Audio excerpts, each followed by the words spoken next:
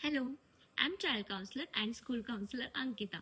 आपण आता जर बघायला गेलो तर लहान मुलांना अनेक वेगवेगळ्या प्रकारचे प्रॉब्लेम्स, इश्यू असलेले आपल्याला बघायला मिळतात. त्यामधील इश्यू म्हणजे 1. Education problem, 2. Family problem, 3. Social problem, 4. Physical problem आणि 5. Mental problem. असे काही महत्वाचे आपल्याला प्रॉब्लेम्स असलेले बघायला मिळतात. प्रत्येक प्रॉब्लेमचे काही सब टॉपिक देखील आहेत. जसे एज्युकेशन प्रॉब्लेम. एज्युकेशन प्रॉब्लेम मध्ये फोकस न होणे, मन न लागणे, एक्झामची भीती वाटणे, टीचर आणि स्टुडंटचं जे को रिलेशन आहे ते व्यवस्थित न होणे, अशा अनेक प्रकारचे काही एज्युकेशन प्रॉब्लेम्स आहेत. त्याचबरोबर second, social problem. Social problem म्हणजे फ्रेंड्स सोबत, फॅमिली सोबत व्यवस्थित प्रकारचं को रिलेशन साधता न येणे, लोकांशी गर्दीत जाण्यात भीती वाटणे, त्यांच्याशी बोलता न येणे, कॉन्फिडन्स कमी असणे.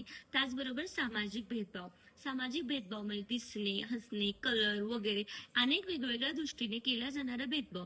त्यामध्ये कुठेतरी मुलांचा कॉन्फिडन्स कमी झालेला बघायला मिळतो. 3. Family problem. फॅमिली प्रॉब्लेम मध्ये पॅरेंटचा डिवोर्स, घरातले जे वादविवाद असतील किंवा इकॉनॉमिकल प्रॉब्लेम्स असतील, या सगळ्यांचा प्रॉब्लेम मुलांवरती झालेला बघायला मिळतो. Physical problems. फिजिकल प्रॉब्लेम्स मध्ये काही दिवसापासून जर एखादी गंभीर दुखापत झाली असेल किंवा काही प्रॉब्लेम्स असतील फिजिकल मध्ये, तर त्याच्यामुळे ट्रेस येणे, ताणतणाव येणे, दबाव येणे, असे अनेक प्रॉब्लेम हे लहान मुलांमध्ये किंवा स्टुडंटमध्ये बघायला मिळतात. त्याचबरोबर बघायला मिळतात. त्याचबरोबर मग आता हे झाले त्या मुलांचे प्रॉब्लेम्स. मग त्या प्रॉब्लेम्सला आपण कसं सामोरे जायचं, त्याच्याबद्दल कोणत्या कोणत्या प्रकारचे उपाय आहेत, हे आपण नेक्स्ट व्हिडिओ बघणार आहोत. त्यासाठी माझ्या चॅनलला सबस्क्राईब करा. थँक्यू.